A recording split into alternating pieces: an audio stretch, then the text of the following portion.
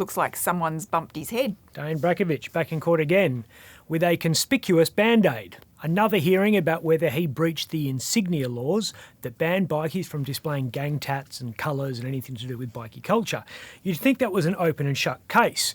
Before he blacked out his tattoos, Dayne had the Hells Angels Motorcycle Club acronym on his face, Sergeant-at-Arms on his head, and 1% on his neck. It is out of sheer morbid curiosity I'm allowing this freak show to continue. But the wheels of justice turn very slowly. Dayne has inked over the Hells Angels tats, that club threw him out a while back, with one that says the police. He had the covered up by a band-aid at today's hearing. Showing a bit of respect for the court. If only he'd done that 18 months ago. Brajkovich's complete contempt for the court after he was charged over that fight with Nick Martin is the reason the WA government launched its crackdown on bikies last year. When Dayne strolled into Perth Magistrates Court with his tats out and sunnies on and clearly giving zero about what anyone thought, a lot of people were pissed off at the barefaced arrogance of it all. I mean, even Troy McCanty puts a collar on when he goes before a judge, even if it means a quick roadside wardrobe change. But Dayne strutted into court like a rooster, and that really pissed off this guy. Attorney General John Quigley was channel surfing that night when he stumbled upon the news. Can you tell us what the fight was about? WA's #1 law officer was so appalled at the disrespect Brajkovich showed the justice system, he decided enough was enough. Quigley rang the cops and said, "What do you need to stop this kind of spectacle?" And 10 months after that phone call, the Criminal Law, Unlawful Consorting and Prohibited Insignia Bill 2021 was introduced into State Parliament.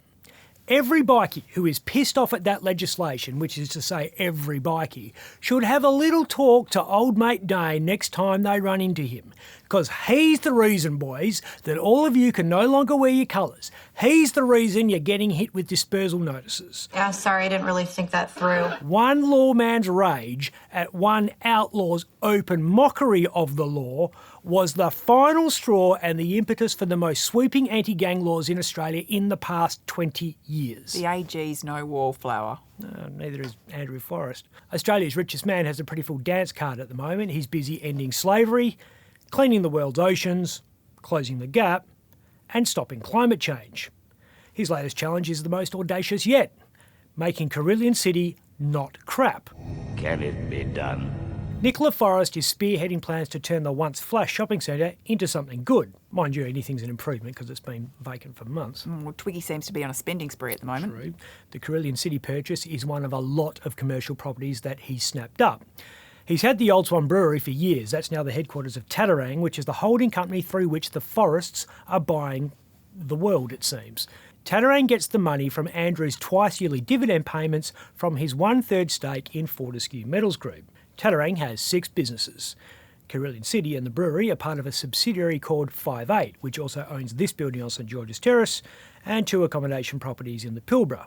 Z1Z says it delivers unique experiences across accommodation, food and beverage, fashion and sport. It does what it says on the tin. Owns Gaia Retreat and Spa in Byron Bay, Cape Lodge, RM Williams. Oh, it's a privilege. That's lovely to hear. The soon-to-be very plush Ningaloo Lighthouse Holiday Park in Exmouth, the Western Force, the Indiana Tea House in Cottesloe, which, like Carillion and the Exmouth Caravan Park, is going to be something very different. And he has grand plans in the works, along with fellow billionaire Kerry Stokes, for the East Perth Power Station. He loves a fixer-upper. He works on the philosophy of buying the best house in the worst street. He clearly likes Cottesloe as well as living there and buying the Indiana Tea House. He also owns Takura. Harvest Road is Forrest's food biz. He has Harvey Beef, which uses the bits of the cows that RM Williams hasn't turned into shoes. He's got a bunch of stations up north, which supply the cows, and a seafood division that sells rock oysters and something that looks like snot called a koya. He owns New Dorsia, has a big stake in WA shipbuilder Austell, also a big stake in Bega, which owns Vegemite. He's got property in Fremantle and New Zealand. There's a marine maintenance business and an energy company that's backing a project to power Singapore using what appears to be about 1 billion solar panels stationed up north. That same energy company is also building an LNG import terminal on the east coast.